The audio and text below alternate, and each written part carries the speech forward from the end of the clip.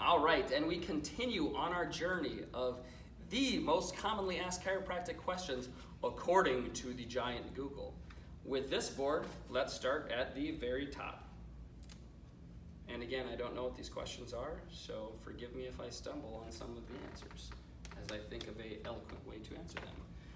Why chiropractors crack your back? That's a really commonly used term in chiropractic is we're gonna crack this or we're gonna crack that. We crack an egg, but we adjust the spine. And we adjust the spine towards optimal and better health.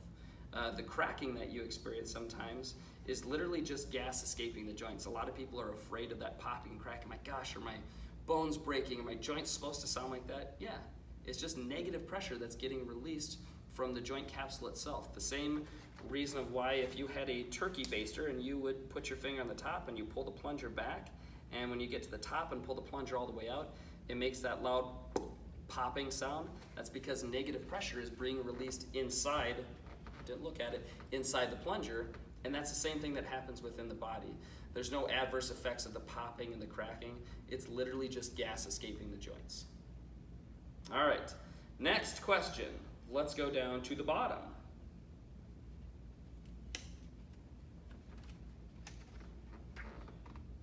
Why chiropractic for babies? Really simple. Babies have spines, babies have nervous systems, babies encounter problems just like adults do. Sometimes the problems are different that babies encounter, but think of this. When you were a baby, you sat in a womb, for 9 months like this, and obviously in the beginning of the 9 months, you were just a little, 2-celled, then 4-celled, then 8-celled, then 16-celled, then 32-celled, then 64, and on and on and on, little human being. But as your spine and your nervous system develop, there can be in utero stresses, but then especially when you are born, getting pushed out of a tiny little hole like that, and nothing always goes perfect. Sometimes there's a forceps delivery, sometimes there's a very heavy hand delivery, and subluxations and problems with the spine can happen. Probably one of the most common things that we see with babies are colic. And colic somewhere down the line became a diagnosis in and of itself. But colic is just uncontrolled crying, screaming, fits that we can't figure out the problem of it for it is. And a lot of times it's neurological stress because the baby has a problem within, but it can't communicate out to us. So the way that it communicates to us is it cries and it screams and it throws these fits. But if we balance the nervous system and bring the body back to its normal functioning, that will calm the baby down, and we have fantastic results with it. And chiropractic care for babies is really safe. When we think about the popping and the cracking and these big, large, loud adjustments, it's not like that for babies. It's fingertip pressure, it's vibratory pressure, because the bottom line is they're a heck of a lot easier to adjust and to move than an adult is. So it's very safe, it's very easy, and it's very effective too. Next question. Let's go back up to number 2. There we go. Why is chiropractic care good for you? Why is eating good for you? Why is exercise good for you? Why is thinking well good for you?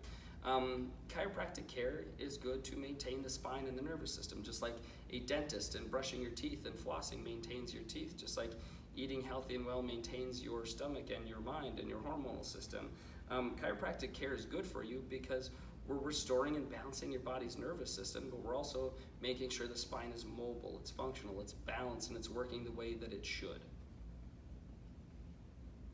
All right, and last question on this board.